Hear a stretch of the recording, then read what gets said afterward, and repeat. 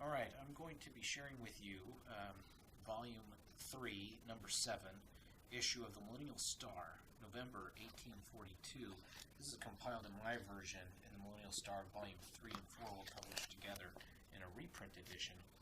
This is an address from the First Presidency. We're looking at Hyrum Smith, is one who wrote this epistle.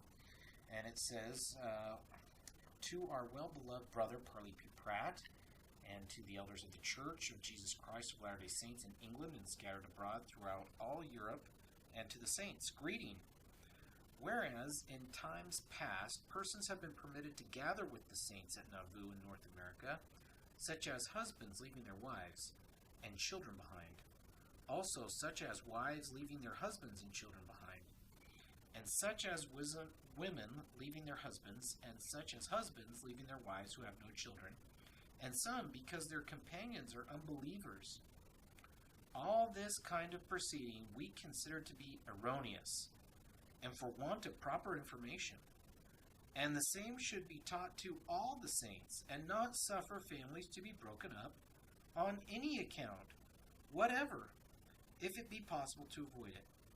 Suffer no man to leave his wife because she is an unbeliever, nor any woman to leave her husband because he is an unbeliever. These things are an evil, and must be forbidden by the authorities of the church, or they will come under condemnation.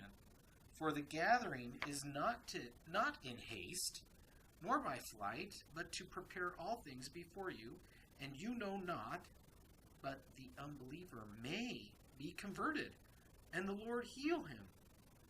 But let the believers exercise faith in God, and the unbelieving husband shall be sanctified by the believing wife, and the unbelieving wife by the believing husband.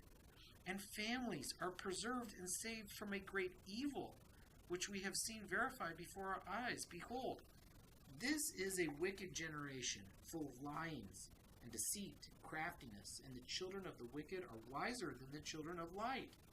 That is, they are more crafty. And it seems that it has been the case in all ages of the world.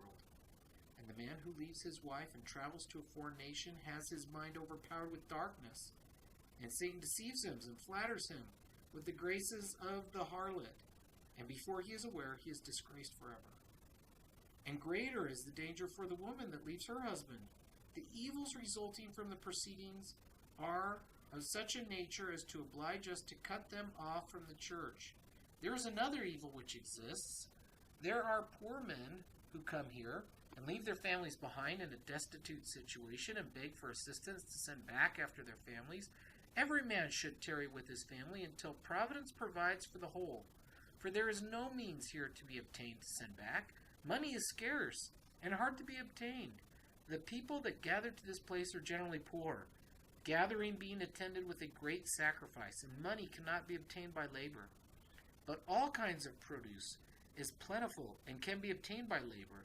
Therefore, the poor man that leaves his family in England cannot get means, which must be silver and gold, to send for his family, but must remain under the painful sensation that his family must be cast upon the mercy of the people, and separated and put into the poorhouse. Therefore, to remedy the evil, we forbid a man to leave his family behind, because he has no means to bring them.